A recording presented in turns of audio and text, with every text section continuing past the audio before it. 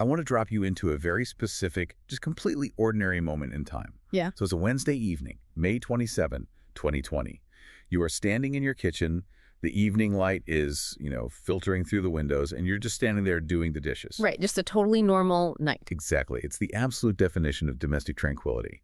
And that is exactly where Alicia Cordova was. But then the stillness of her house just shatters. Her 5-year-old daughter comes sprinting down the hallway, and she's clutching an iPod Touch. Yeah.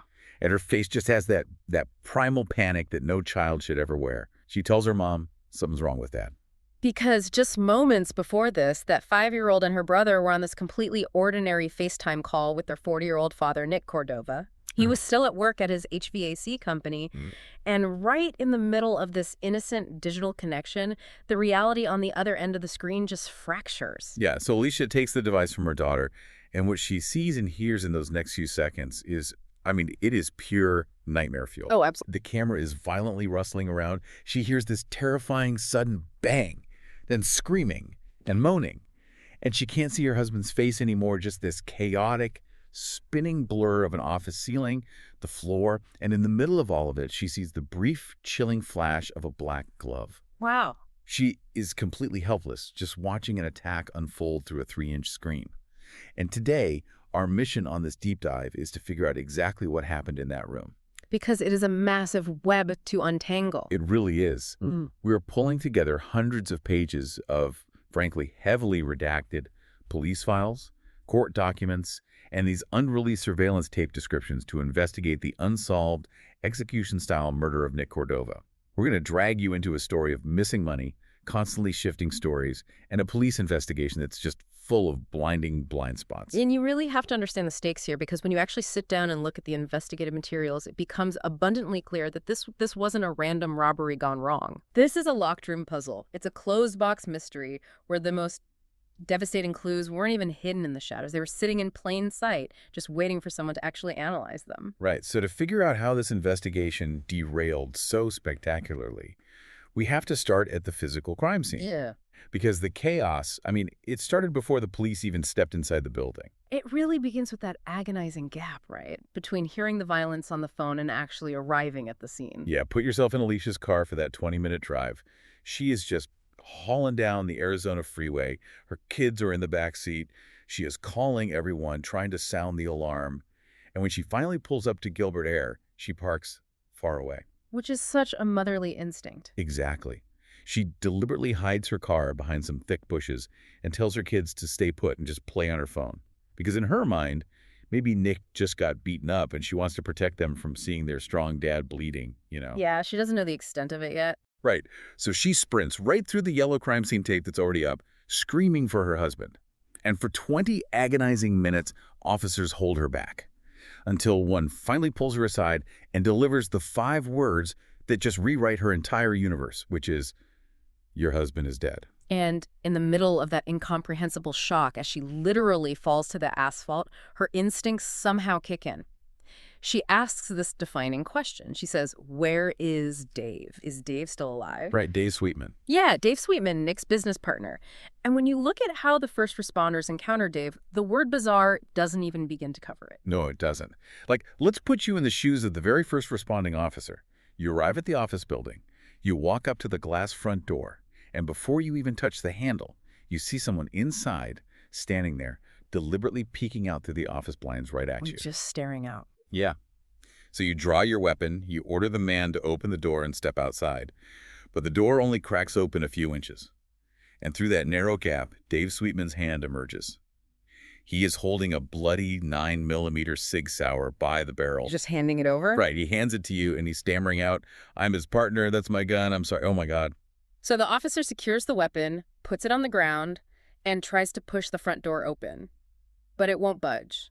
Something really heavy is blocking it from the inside. And it's Nick Cordova. It is Nick Cordova's body. He is lying in a pool of blood, completely unresponsive, with a gunshot wound to the back of his head. Okay, wait, hold on. If I'm a patrol officer and I know there's a victim physically blocking the only door, I can't just shove my way in, can I? That seems incredibly messy for a crime scene. Oh, it is the absolute nightmare scenario for preserving forensics. When a victim is barring the entry like that, Standard protocol dictates finding a secondary point of ingress, like a back door or a side window. You do everything possible not to disturb the body or the surrounding blood spatter or the trace evidence on the floor. Right, you don't want to trample everything. Exactly. But in a high adrenaline moment, panic often overrides protocol. The officer decides to push. He forces the door open, physically shoving against Nick's body, dragging it across the floor until it moves just enough for him to squeeze through. Wow. Instantly, the pristine nature of that crime scene is totally compromised. And once he finally squeezes inside, I mean, it is total devastation. Yeah. So to the left is the main office where Nick and Dave had their desks. Nick's desk is a complete disaster zone. It has been physically shoved out of place. Like, you can literally see deep, dragged indents in the carpet. It was a brutal fight. Yeah. The floor is covered in a computer monitor. There's scattered cash, a bag of contraband. They even find a human tooth on the floor. Which is horrifying. And bizarrely, sitting amidst all this carnage is a potato with a hole gouged out of one side. Yeah, the potato. Right. The internet thinks it was a makeshift silencer, though the police file never actually confirms it. Point is, it's a war zone. There are bullet holes on the wall, in the desk, in the window. Total violent chaos. A desperate struggle for life. But then you look 12 feet away, near the far wall of that exact same room, to Dave Sweetman's desk. Okay, stop right there. Yeah. 12 feet away. You're telling me two men wrestle a guy to the ground, shoot him, trash the entire side of the room, but the desk a few feet away didn't have a single paper out of place. Not a single thing. How is that even physically possible in a small enclosed office? I mean, okay, let's unpack this. If a tornado rips through your house, it doesn't leave one single dining table perfectly set for dinner. It defies the basic physics of a violent struggle. When bodies are thrashing around, when adrenaline is surging and bullets are flying, destruction isn't neatly contained to a strict 10-foot radius. That untouched desk is a glaring anomaly. It looks like a still life painting. The only exception is the bottom right drawer, which is pulled open and contains an empty handgun case. Right. It speaks to a very specific, isolated target, which immediately brings Dave's version of events into question. Because Dave's narrative begins to show these massive stress fractures almost immediately. So let's look at the story he gives the police while he's sitting in cuffs at the scene. He claims he was just sitting at his pristine desk when two Hispanic men wearing green shirts and COVID-style surgical masks walk in holding a box of Freon, trying to sell it to Nick. Right, like door-to-door salesman. Yeah, and Dave says a commotion breaks out, the men point a gun at him and demand his money. He says, I gave them my wallet, I gave them the cash in my pocket. Then he claims he was hit on the head, knocked completely unconscious, and didn't even hear the fatal gunshot. It's a classic robbery gone wrong narrative, but within an hour, the foundation of that story completely collapses. Oh, complete. So an officer is escorting Dave to a patrol car for a formal interview. And standard procedure is to pat the witness down before putting them in the cruiser. As the officer pats down Dave's front left pants pocket, he feels a thick bulge. And it's over $1,000 in cold, hard cash. Over $1,000. Can you imagine the awkward silence in that moment? I mean, if you're listening to this, you're probably screaming at your phone right now, like, why didn't they arrest Dave on the spot? Mm-hmm. You literally just told the police, I gave them the money in my pocket. Yeah. And now the cop is holding a massive wad of hundreds. And Dave immediately backpedals. He hastily alters the story right on the spot. He claims, oh, no, they didn't take all my money. I only gave them the money from my front right pocket. Oh, how polite of the armed murderers. Yeah. Mid-execution, they are kind enough to only empty one of your pockets and just leave you with over $1,000 in the other. It's absurd. It is so absurd. Yeah. But thankfully, the building is rigged with surveillance cameras, so we can actually see what happened. Exactly. The footage shows two men entering, but they aren't legitimate salesmen.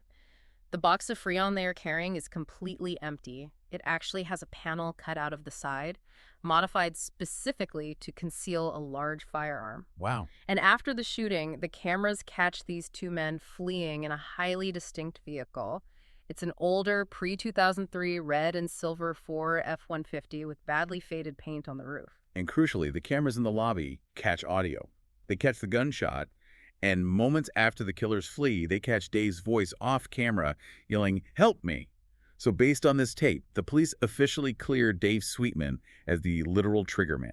Right, but the specific language investigators use in their official file is really critical here. They state they no longer suspect Dave as the direct shooter. However, they follow that up by writing his involvement remains unclear. Right. In a criminal investigation, you are always looking for the invisible hand. What's fascinating here is just because you don't have gunshot residue on your knuckles, that doesn't mean your hands are clean. It simply means the violence was outsourced.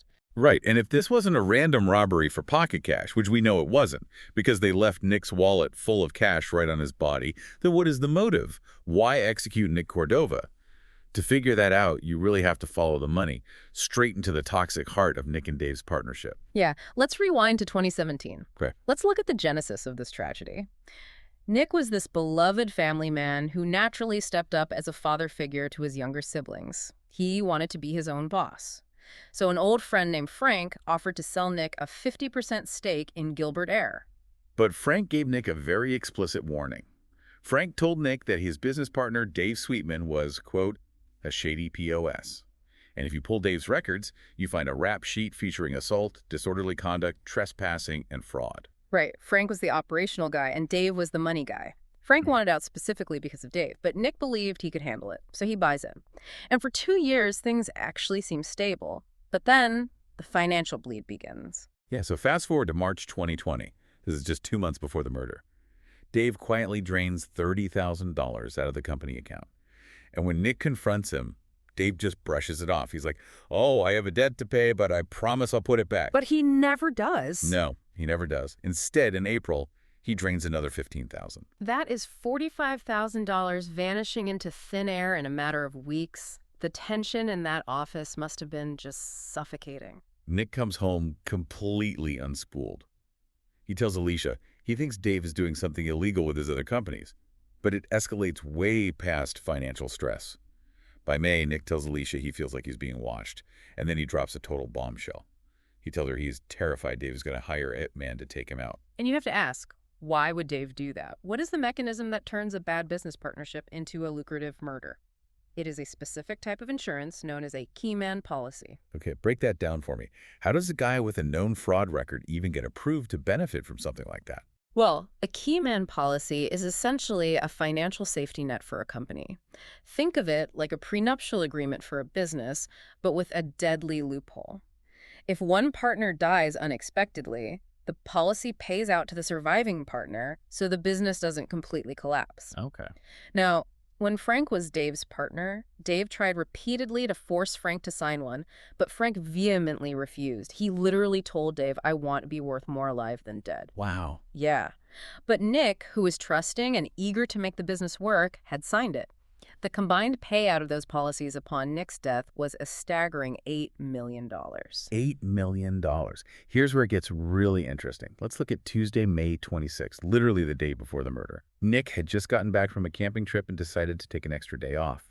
Back at the office, the manager tells police that Dave spent that entire Tuesday nervously pacing the office, walking in and out, constantly asking her, where's Nick? When is Nick coming in? It is highly aberrant behavior for a random Tuesday afternoon. Yeah, it's like a stage director nervously pacing behind the curtain, waiting for his lead actor to hit his mark so the deadly play can begin. But the lead actor didn't show up on Tuesday, so the curtain had to rise on Wednesday. Exactly. And when you lay out these pieces, a missing $45,000, an $8 million insurance motive, an explicit fear of a hitman, and a partner lying about a wad of cash at the crime scene, you would expect a massive targeted investigation. Right. You expect swift arrests. But instead, you hit a brick wall.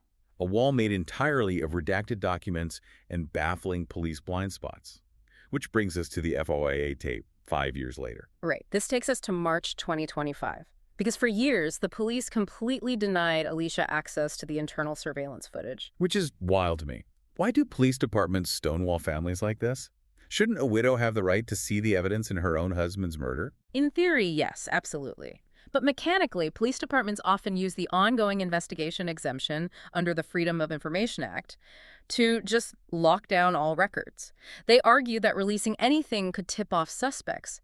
So families literally have to lawyer up and physically sue the department to compel a judge to release the files. Wow. And that's exactly what Alicia did.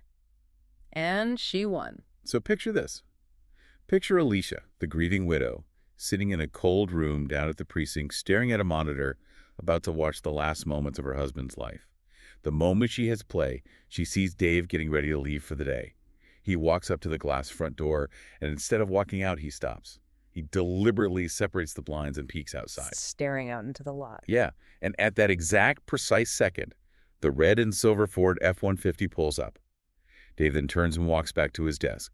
Alicia yells in the precinct, "Pause the tape." Why would he be peeking through the blinds right then unless he was expecting someone? Right, and Dave had told police he just, quote, forgot a bill on his desk. Oh, come on. The timing just defies coincidence entirely. And as the tape rolls on, the reality of the execution becomes horribly clear. The two killers enter wearing gloves and construction hard hats, which is precisely why there was zero suspect DNA found at the scene. The police had told Alicia the cameras didn't capture the actual struggle. And that was true. But they didn't tell her about the audio. Yeah, the audio is the worst part. Alicia sits in that room and listens to her husband fighting for his life. She hears the FaceTime call with her own children happening in the background. She hears Nick desperately yelling for help. And what does she hear from Dave Sweetman? Complete silence. Complete silence. Until Nick breaks free, runs into the lobby toward the door, and the masked man steps up behind him and fires a single shot into the back of his head. Alicia had to watch her husband be slaughtered, knowing the police possessed this tape from day one.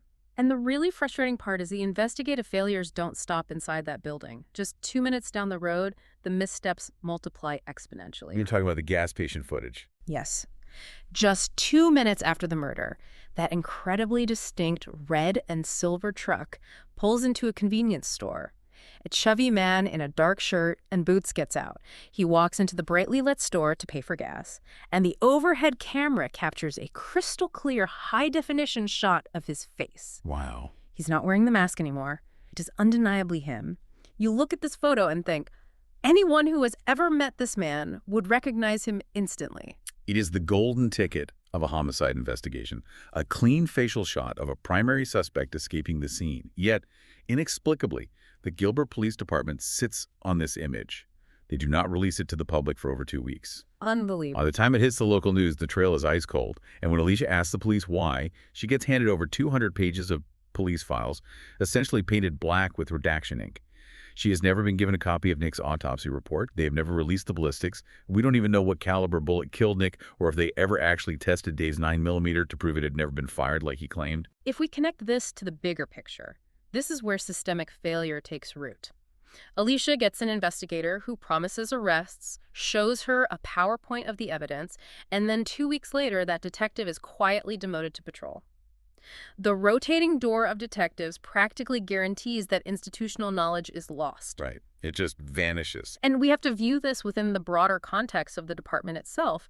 The Gilbert Police Department is currently under active review by the Arizona Attorney General's office over allegations that the town may have illegally destroyed or withheld police records. While they, deny the allegations, the shroud of secrecy covering this case is suffocating. Let me ask you this directly.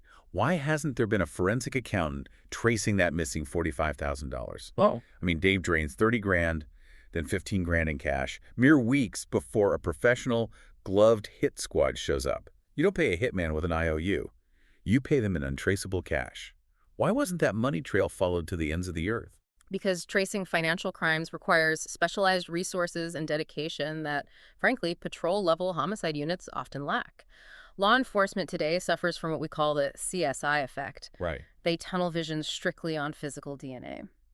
But these killers ensured no DNA was left behind by wearing gloves and hard hats. When a department limits their view strictly to biology, they remain completely blind to the financial mechanisms. They miss the invisible hand that funded the trigger. Yeah, that makes so much sense. And the aftermath of this case is just a masterclass in adding insult to fatal injury. 9 months after Nick died, Gilbert Air ran out of money and filed for bankruptcy. Despite an $8 million life insurance policy floating around, the business shuttered. And what did Dave Sweetman do? He took the client list, started a brand new company called Arizona Family Air, and he runs it from the comfort of his own home to this very day. Meanwhile, Alicia was forced into a grueling, multi-year legal battle just to secure the financial future Nick died trying to build for his children. It wasn't until 2024 that she finally had to settle the insurance payout with Dave out of court. But Alicia Cordova is still fighting.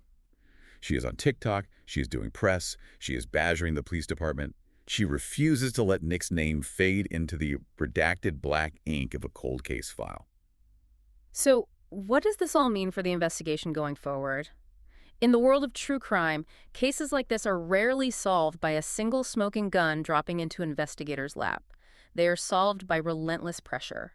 By keeping the story alive, you force the system to eventually reckon with its own blind spots. Right, absolutely. And as you mull over everything we've talked about today, the untouched desk, the missing money, the perfectly timed peek through the blinds, I want to leave you with one final, deeply unsettling thought. Yeah. While investigative reporters were recently digging into Dave Sweetman's background, they unearthed a dark secret. A secret completely omitted from that 200-page police file. Which is just wild to think about. It really is. Nearly 7 years before Nick Cordova was executed on that office floor, another person very close to Dave Sweetman died under mysterious circumstances. Wow. His own wife, Laura Sweetman. A completely separate tragedy, hidden right in the shadows of an already murky past. We started this deep dive talking about how a FaceTime call shattered a quiet Wednesday. And years later, we are still staring at that cracked screen. The image is distorted, the audio is horrifying, and the truth is hidden just out of frame. Yeah. But if you keep watching, if you keep demanding they hit play, well, eventually, the man in the shadows has to step into the light.